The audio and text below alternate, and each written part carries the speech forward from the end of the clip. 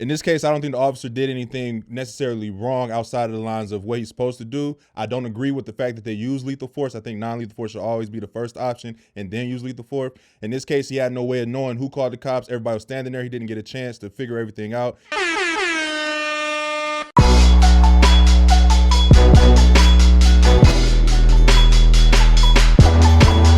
So, all right, up first. Unfortunately, there was another shooting in Columbus, Ohio, the same day that the Derek Chauvin verdict was given. Ma'Khia Bryant was shot and killed in Columbus, Ohio. And the question that we have today regarding the footage that we've seen and basically the entire outcry that came after her passing was Ma'Khia Bryant's shooting justified? So no, the shooting was not justified. Yes, the officer has to protect their citizens, but those citizens that were at harm were on someone else's property on a stand your ground state. So Ma'Khia had every right to defend herself in her home, and she had the right. She had the reason to do so as three young women and a 30-year-old grown-ass female came to jump on her. So she felt like she needed a knife to protect herself, and she did that.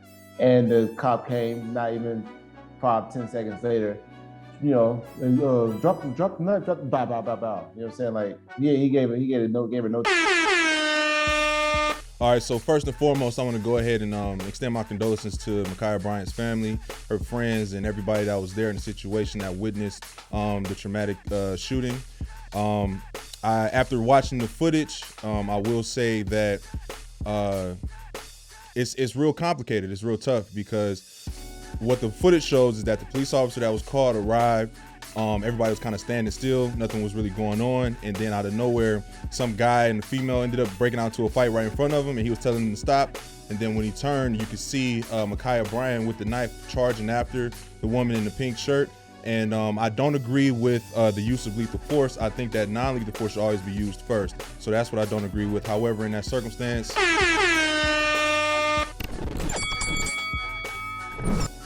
yeah, I agree with your point. People are saying that tasers don't always work. Yeah, tasers don't work for 6'5", 250-pound built motherfuckers or white people on steroids or crack or heroin or fucking just drugged up. But a taser will work on a 16-year-old fucking female.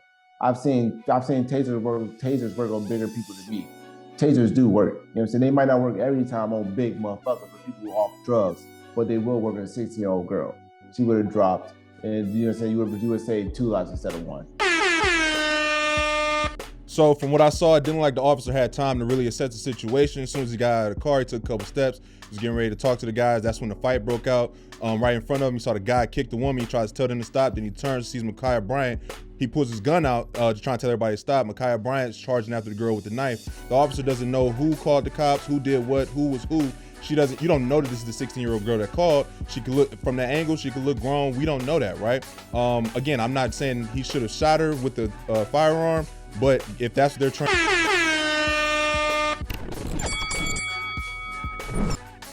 It's not the assessment. Like, you knew the situation driving up there. Like, you got the call, say, hey, 16-year-old girls reported getting jumped in her home. You knew the situation, so you never go in there guns blazing. You know what I'm saying? Stop. In this case, I don't think the officer did anything necessarily wrong outside of the lines of what he's supposed to do. I don't agree with the fact that they use lethal force. I think non-lethal force should always be the first option and then use lethal force. In this case, he had no way of knowing who called the cops. Everybody was standing there. He didn't get a chance to figure everything out. He preserved a life. Their job was to preserve a life. So if they're charging after him with a knife, the argument is if they use a taser or rubber bullets or something like that, they can still take you out with a knife. Their job is to not shoot to kill, but to shoot to neutralize the threat. So if you get shot in the arm, shot in the leg, they can still potentially stab you. They can still potentially shoot you or whatnot. So they're not really trained to aim at like arms and legs and things like that. They aim center mass so that you can to neutralize the target. And then after they shot her, they went to go try and render aid to her. But yeah, again, I don't agree with the use of the use of lethal force being first, regardless of the situation.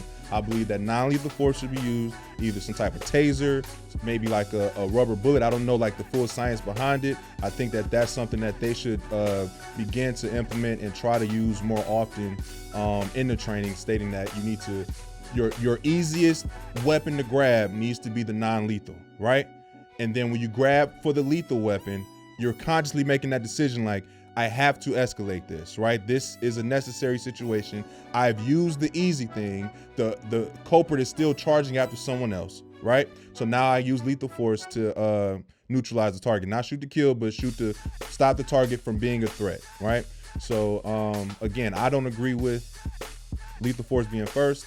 I don't think the cop did anything necessarily outside the realm of like right, as far as like his job, like I don't think he maliciously went out there to shoot anybody. I think what it was he came out there to set the situation. They broke out into a fight. It was a fight right here in front of him. So he had to assess this situation that's going on right here. Then he looks to his left and he sees Bryant with the knife charging after the woman in the pink. And again, he got a call saying that someone was out here trying to fight, right? So if I'm thinking someone is out here trying to fight, jump somebody, I see this fight breaking out and I see you getting charged at, I can understand him thinking this is the person that I need to stop. They have a knife, they're charging after this woman. You see what I'm saying? This could potentially be the person I was here to stop in the first place, right? Now after, yeah. So now, and then now after and it's unfortunate. It's really unfortunate. You know what I'm saying? Like this whole situation is fucked up. And I'm just, again, like I just wanted to, you know what I'm saying, extend my condolences to everybody who was there, because, you know, she was 16 at the end of the day. You know what I mean? And I place blame on the parents and the people that was there as well, because they let the situation get out of hand. They, you know what I'm saying, they let her go get the knife. They just stopped it. They let those girls come outside. She was bullied for a week. You know what I'm saying? They let those girls come outside her house and bully her. They let those girls come outside her house and bully her. They let that grown woman come outside and try to fight her. Like, this is a 16-year-old girl. There's no way that there are adults here and you still allow this, you know what I'm saying, this grown woman to fight her. You know what I'm saying? Like, there's like the parents, I don't know if the parents was there from the video, but the people in the video, the adults in that video that let that take place, I blame as well. Yeah, no, I'm with you. I can definitely back you up on that. I believe that the adults are to blame, if anything, right there. Like, they should have moved everybody out of there, got the girl in the house, away from the people that was causing harm, and then just separated the whole situation. You could call the cops later and say, hey, look, them people across the street was causing the problem, whatever the case. I want you to get them, quit fucking with my kids or whatever the case was, but you get your kids in the house, you get everybody in the house, get everybody away from the situation, and then the cops can come through, do what they got to do as far as taking names, reports, things of that nature. Again, it's unfortunate that the situation happened. I blame, like you said, I blame the adults and I don't blame the officer, but it's fucked up. Thanks for watching this clip of That's Debatable. I'm Tony T. Be sure to give this video a like and comment your views down below. Let us know how we're doing. Let us know how you felt about the video. But if you really want to support the channel, give this video a like and watch more clips by selecting the video to the left and to the right of me here.